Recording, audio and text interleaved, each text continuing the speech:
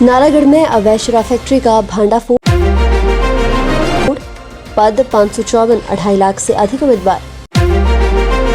अधिग्रहित जमीन के 52 लाख प्रति बीघा मिलेंगे दाम। अब खबरें विस्तार से।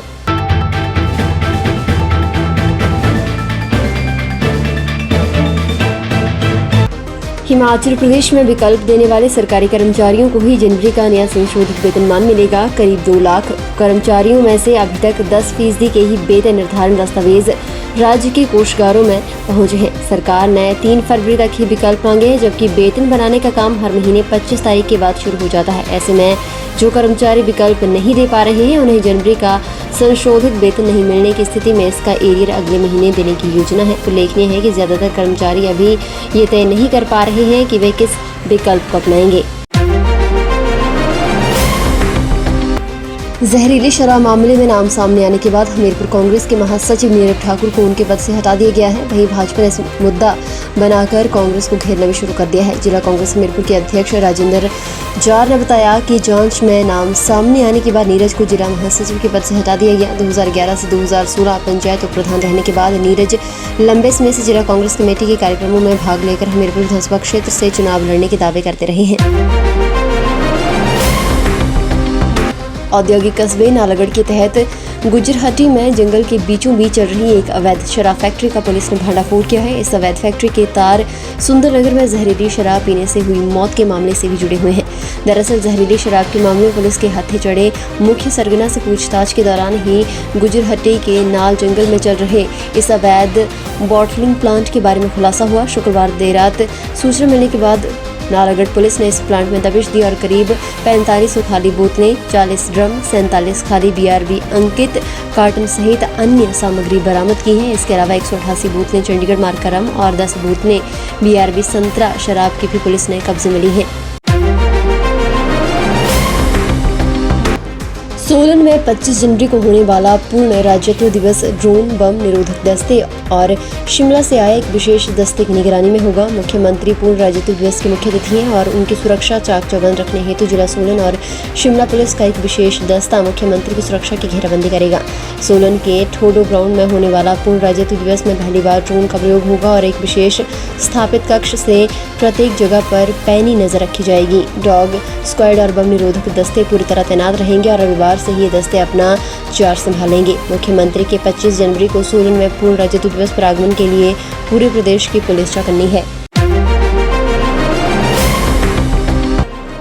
हिमाचल प्रदेश में बेरोजगारी का क्या आलम है, इसका अंदाजा इसी बात से लगाया जा सकता है कि हिमाचल प्रदेश कर्मचारी चयन आयोग ने हाल ही में 31 पोस्ट कोड के लिए जो आवेदन मांगे थे, उसके लिए 2,65,000 आवेदन आए हैं। आवेदन करने में महिलाएं पुरुषों से आगे निकल गई हैं, जिसकी मुख्य वजह महिलाओं के लिए फ्री आवेदन है।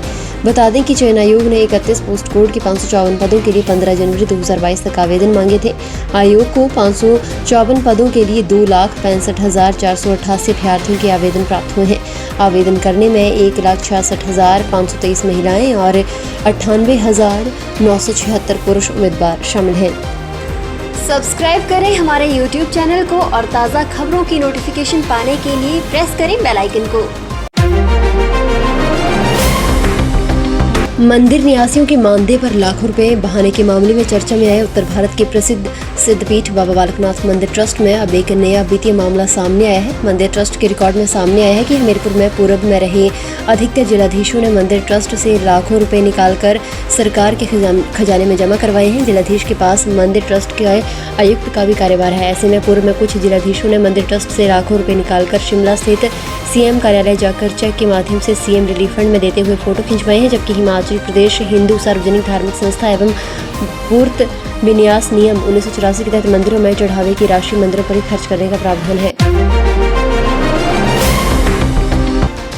चंबा जिले की चुराह की बेटी अखिल भारतीय आयुर्विज्ञान संस्थान ऋषिकेश में सेवाएं देंगी।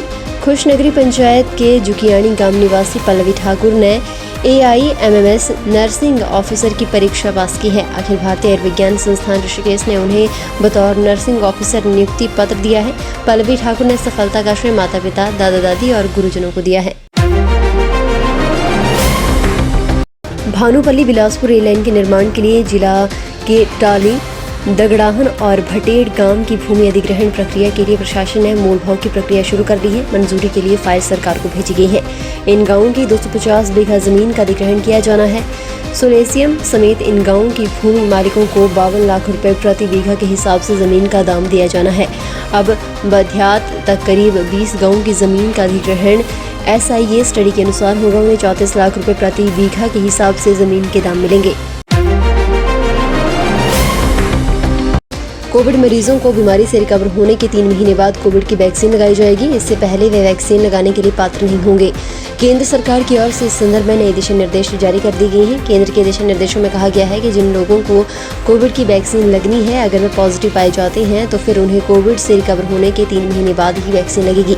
राष्ट्रीय स्वास्थ्य मिशन के अतिरिक्त सचिव मिशन निदेशक की ओर से जारी आदेशों में कहा गया है कि पॉजिटिव होने के बाद सभी तरह की वैक्सीन 3 महीने बाद लगेगी, चाहे पहली डोज हो या फिर दूसरी हो या फिर बूस्टर डोज हो या फिर 15 से 18 वर्ष के बच्चों को लगने वाली वैक्सीन की डोज हो।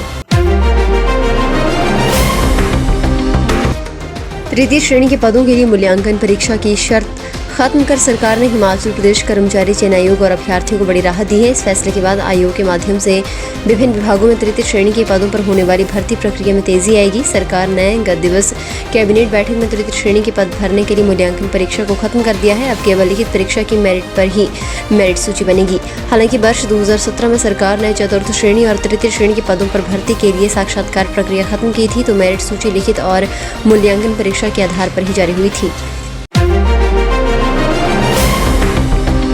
फिलहाल के लिए बस इतना ही और बड़ी खबरों के लिए बने रहिए न्यूज़ सुपर भारत के साथ।